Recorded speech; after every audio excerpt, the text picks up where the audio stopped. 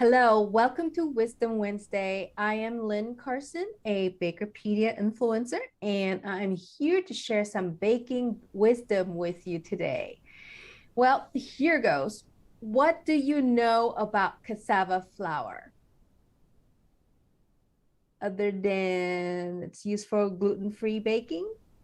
Well, we have actually published recently a baker paper for gluten-free baking using cassava flour.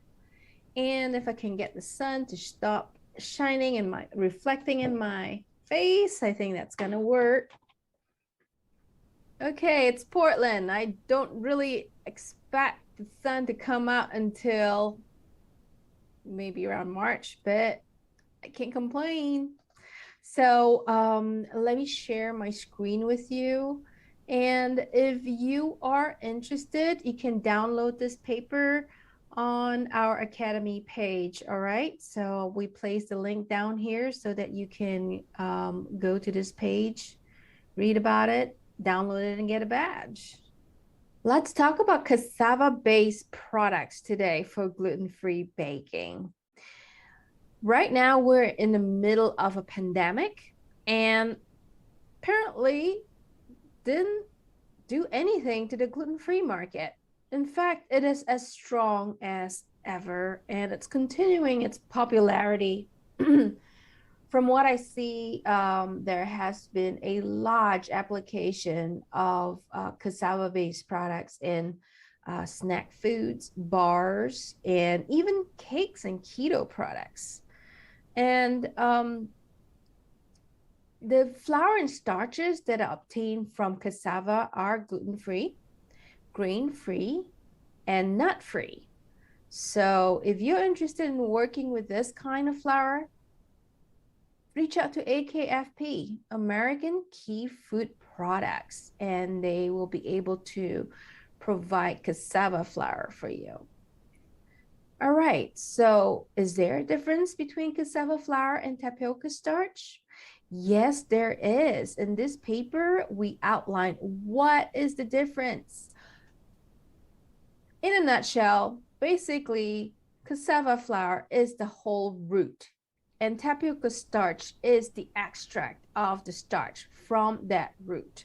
So in essence, cassava flour is actually more nutritious than tapioca starch. Okay, that is the difference. And if you buy the King Lion brand, it's a premium cassava flour from AKFP. This particular flour retains the desirable characteristics present in tapioca starch with the added benefits of protein and fiber. Yes, it's the whole cassava root flour. It includes the suitable viscosity, a bland or neutral flavor, and natural freeze-store properties of native tapioca starch while retaining significant dietary fiber content.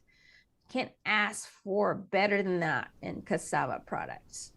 Okay, so some of you may ask, what is the difference between cassava, wheat, and other starches? In this particular paper, we tabled it for you and show you a comparison between these different flour properties. Okay. Yes, when you talk about flour, there are flour analysis and properties associated with it. Okay. So we went into talking about the chain length of amylopectin. And the reason why we do this and go into a little more of this kind of science is because certain gluten-free developers rely on the amylose and amylopectin ratio to determine the dough rheology of their products. Now, we talk about cassava flour and how it can work for you, and we talk about cassava dough blends. And there is a specialty blend from AKFP, which is a clean label, GMO-free starch blend for your baking applications. And you can use this particular dough blend to make amazing cheese bites. Okay, these very popular Brazilian cheese bites can be made from the cassava dough blend. And if you need the formula, I'm sure AKFP would have a formula for you to work with. On this paper, we talk about some of the common gluten-free questions that come across our desk. Things like, what would you recommend for a good bread-like gluten-free loaf with a decent shelf life?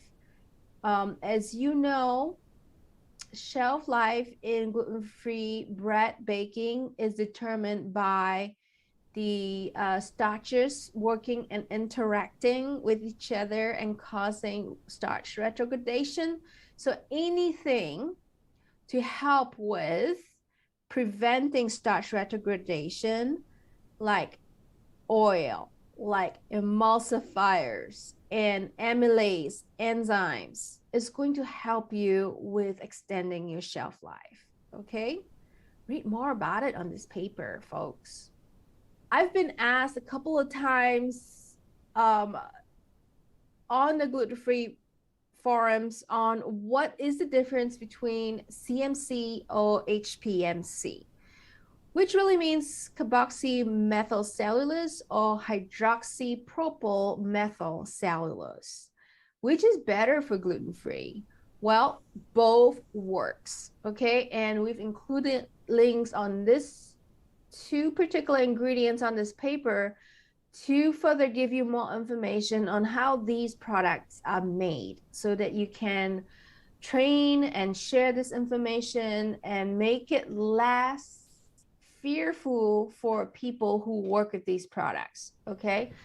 CMC or HPMC are safe to use and have worked really well for many gluten-free dough developers.